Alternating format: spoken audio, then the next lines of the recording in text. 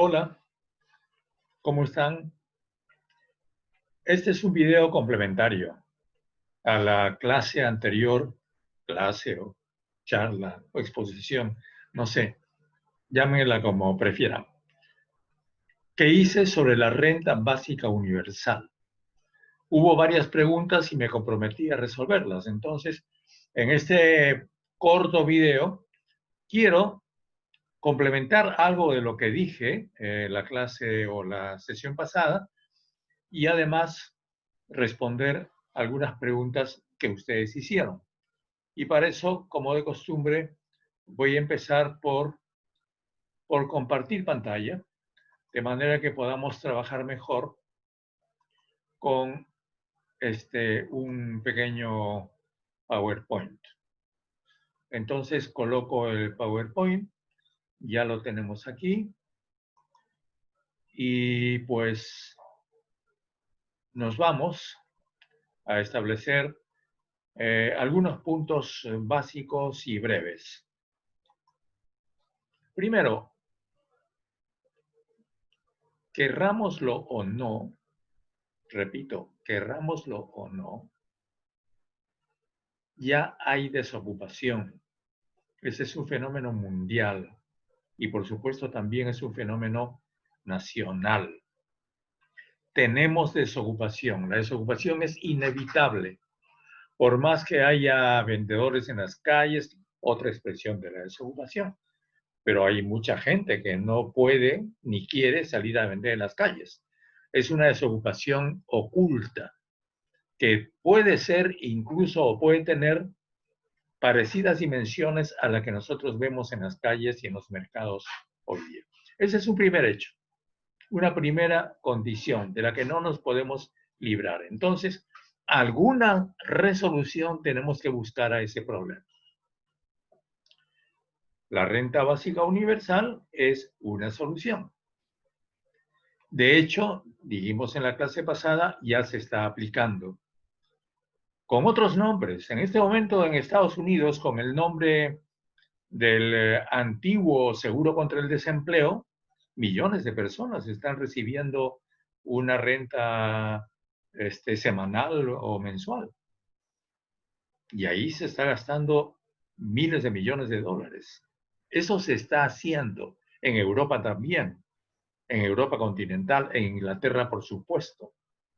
Y en otros países se está haciendo de pequeñas maneras, como por ejemplo en el Perú se ha intentado con los bonos, pero como ya ustedes saben, eso de los bonos pues realmente no funciona.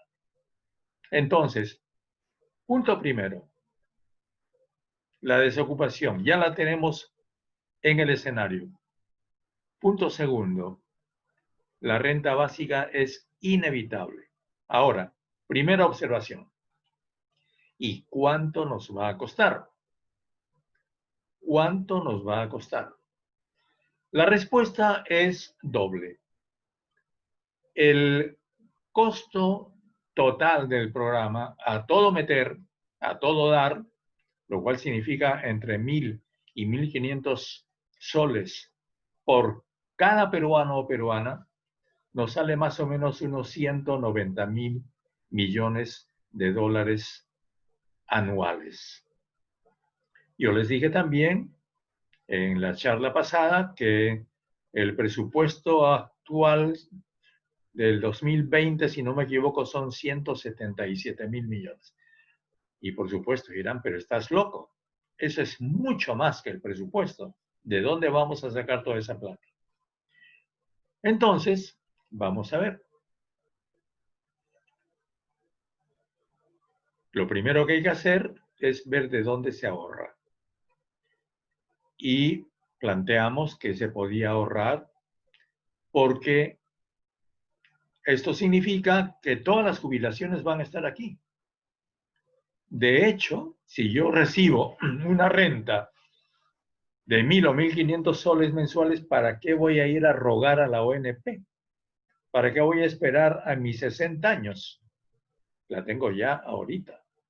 Entonces, gran candado a la ONP y pasará a formar parte de la oscura historia de la corrupción, del desprecio y de la discriminación contra los adultos mayores en el Perú.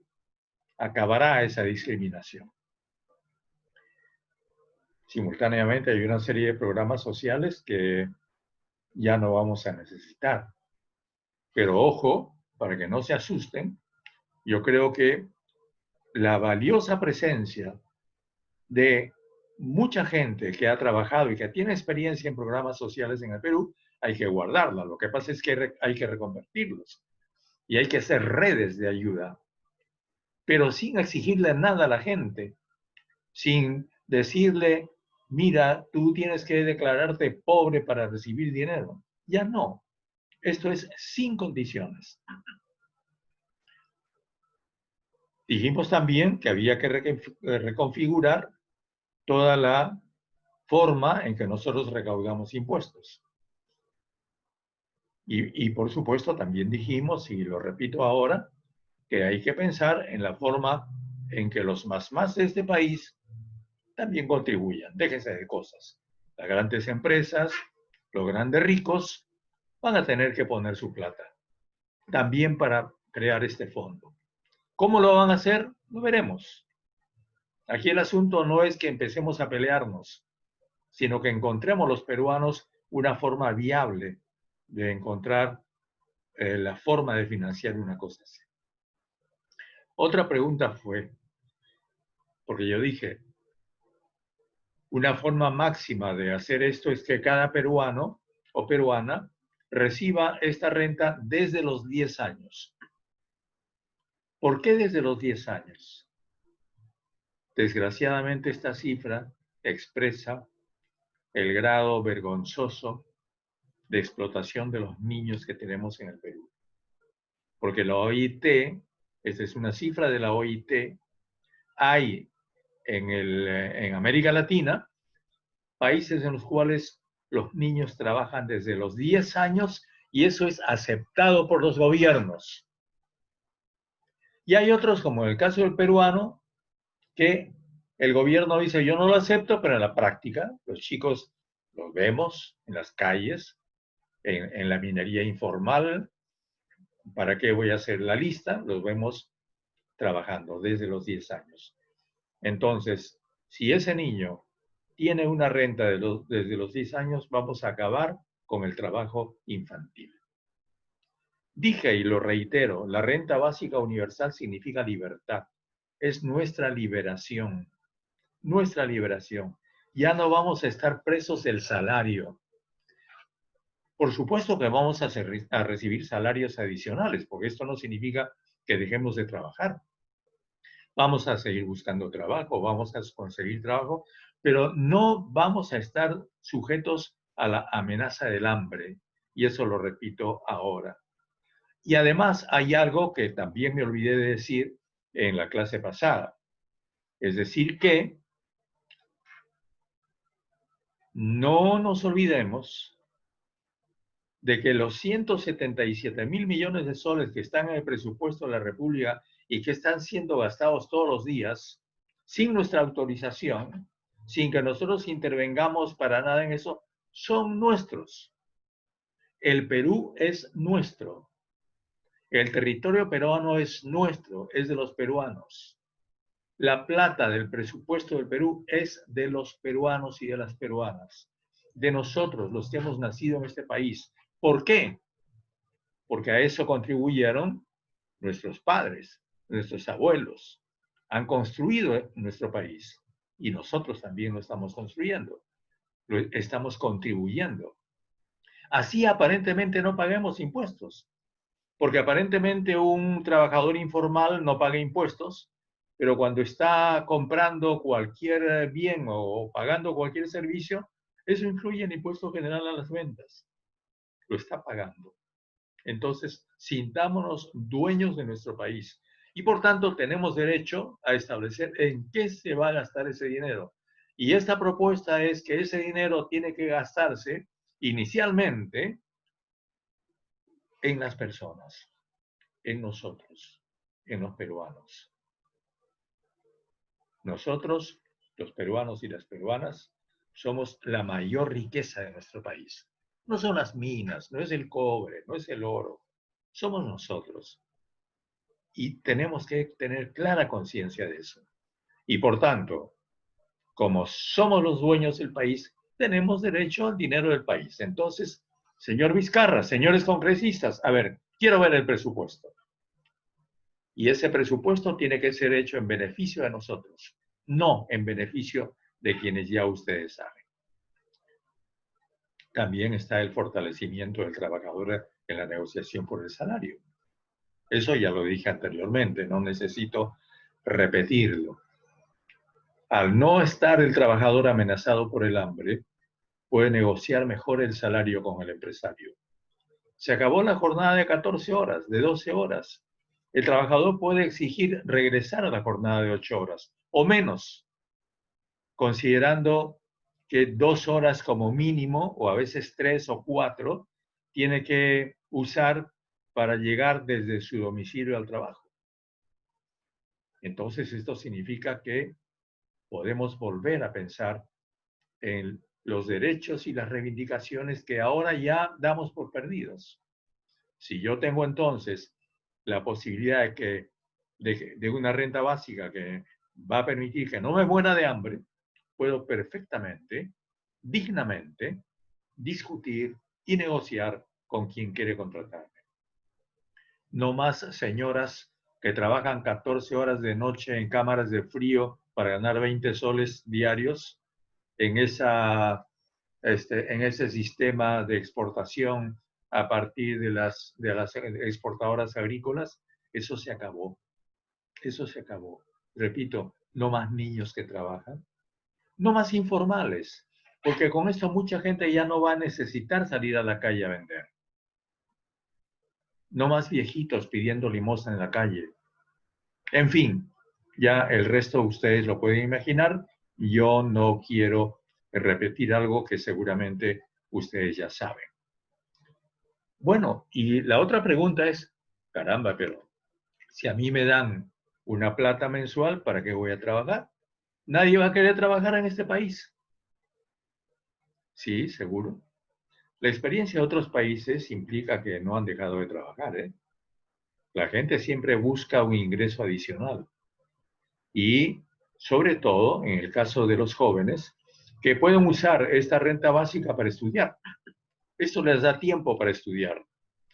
Porque creo yo que ya pensando, imaginando, todo esto por supuesto es para discutir, ¿eh? Todo esto es discutible, todo esto tiene pros y contras.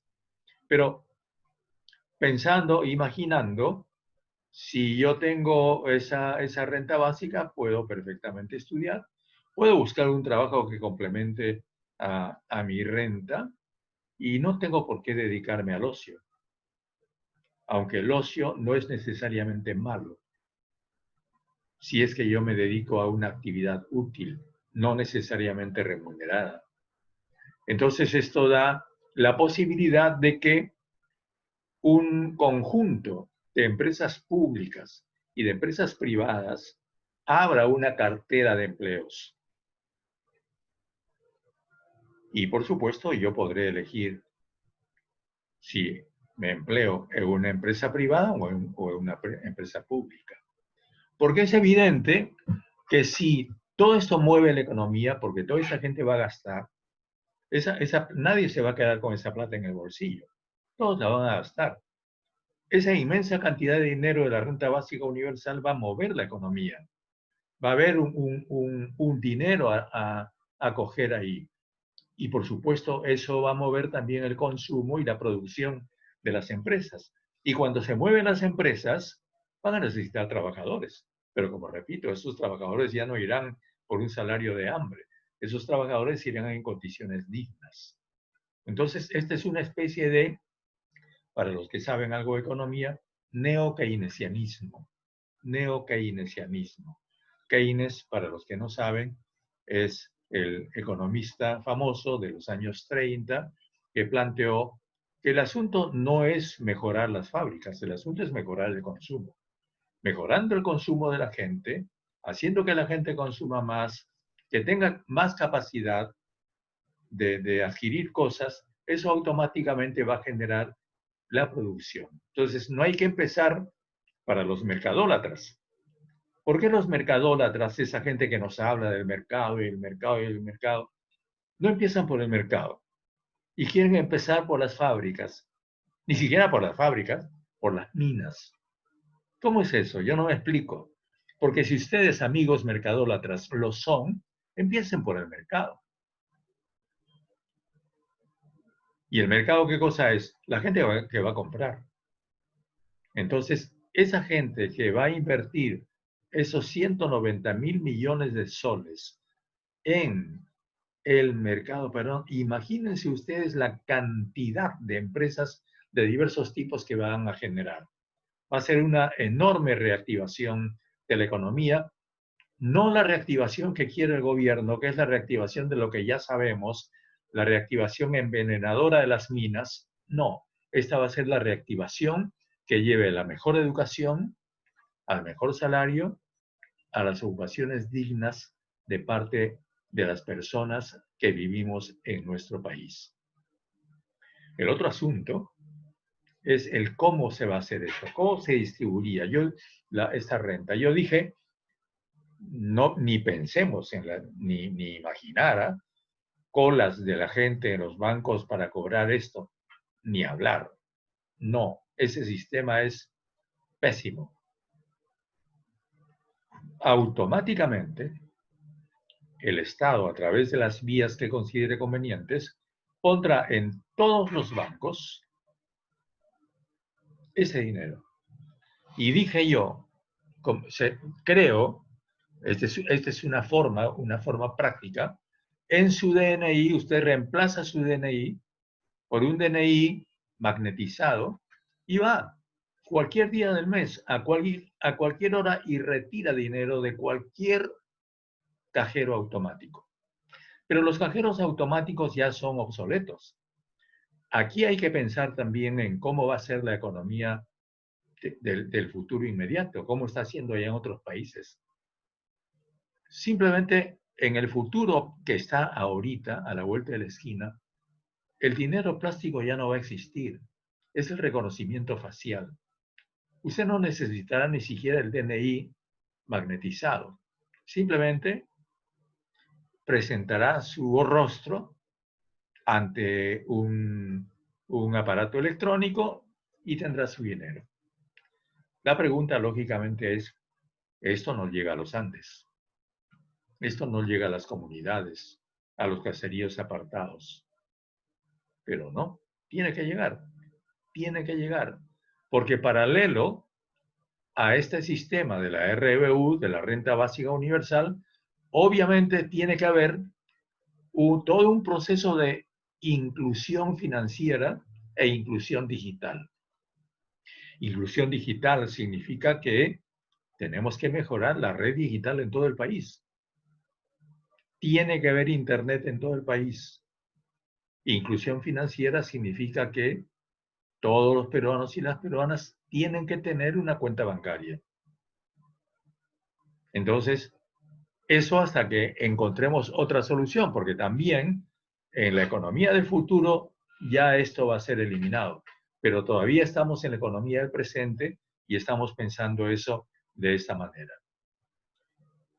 ¿Se imaginan ustedes si esto se hiciera la desburocratización del Estado? Se van a poder cerrar un montón de oficinas inútiles. Y en realidad convertiríamos el Estado peruano en un Estado social, lo que se llama un Estado social. Y convertiríamos el salario de los peruanos en un salario social. No es como ahora. Otra pregunta. ¿El señor Benavides de la Quintana también recibiría renta básica universal? Sí, la recibiría. ¿Por qué la recibiría? Porque me pueden decir, pero ¿cómo es posible que un millonario reciba una renta básica universal? Porque es más caro y más poco digno empezar a discriminar quién sí y quién no. Esto es universal. Desde el señor Benavides de la Quintana hasta el último ladroncito que vive en un barrio malevo del Callao, lo van a recibir. En el caso de los niños ladrones o de los adolescentes ladrones, eso les va a dar la posibilidad de que ya no arriesguen su vida por 4 soles, por 100 soles, para robar un celular. Eso ya no va a ser necesario. Entonces, si esto va simultáneamente con un sistema de educadores de la calle, con un sistema de recuperación de la gente, yo creo que va a ser fácil que las familias peruanas puedan reconstituirse y que la calidad de los habitantes de nuestro país, que desgraciadamente no es muy buena, y lo hemos visto en esta pandemia, pueda mejorar. No tengo que añadir que todo esto va con 2 grandes redes: la educación gratuita, universal, sin discriminaciones, y por supuesto la salud primaria gratuita. Sobre eso ya hemos hablado. Y bien, ¿qué más podemos decir? Yo creo que esas son las mayores anotaciones. Como repito, yo reconozco que esto es discutible. Lo único que estoy haciendo es proponer que se discuta. Hay que discutir cada punto, hay que adaptarlo, hay que trabajar muy bien tanto la financiación como la aplicación, pero lo importante es que el tema esté. Tenemos que introducir el tema de la mejor manera para propiciar una discusión permanente, cada vez más seria, cada vez más fundamentada, de estas que son apenas algunas primeras grandes ideas surgidas, como ya dije, de todo el gran debate universal que se está produciendo. Porque, como repito, aquí no hay opción. Aquí no hay opción. No podemos elegir si va a haber millones de desocupados o no va a haber. Ya los tenemos. No va a haber ocupación en el mundo. Ni en el mundo ni en el Perú. Para muchos millones de personas. Y, en consecuencia, algo tenemos que hacer desde ahora. No nos vaya a pasar lo que nos ha pasado con el COVID-19, que reaccionamos tardísimo. Cuando el COVID ya estaba a fines del año 2019 en el Asia, nosotros reaccionamos aquí recién a mediados de marzo. Eso no puede ser. Por eso es que estamos planteando este tema para discutirlo desde ahora. Muy bien, muchísimas gracias. Les agradezco. Dejo de compartir pantalla y me despido de ustedes y nos veremos quizá en una próxima discusión. Muchas gracias y hasta luego. Hasta la próxima y nos vemos.